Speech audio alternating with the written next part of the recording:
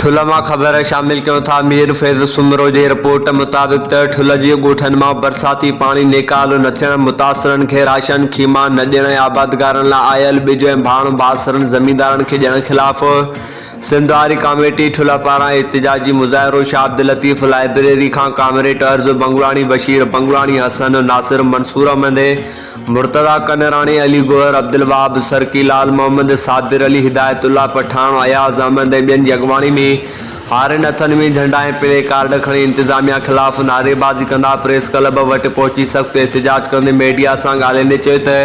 ठुल तालुके जे आबादगारनि ऐं हारनि लाइ आयल ॿिज ऐं भाण हक़ीक़ी मुतासिरनि खे ॾियण बदिरां बासर ज़मींदारनि ऐं मनपसंदि माण्हुनि खे ॾेई करे नंढनि आबादगारनि सां वेसाघाती कई वई आहे। हिननि चयो त हुकूमत पारां इलायल बरसाति सबबि फ़ौत थियल माण्हुनि जे वारसनि खे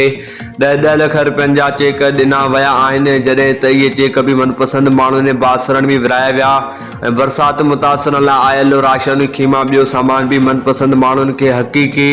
मुतासिरा ॼाणाए उन्हनि खे ॾिनो वियो, जॾहिं त सभी माण्हुनि खे इमदादी सामान विकिरो कयो वियो आहे। हिननि चयो त बाक़ी बासरनि जो ख़ुशवंदी हासिलु करण लाइ उन्हनि जे विच में सामान विरिहाए हक़ीक़ी मुतासिरनि सां नाइंसाफ़ी कई वई आहे।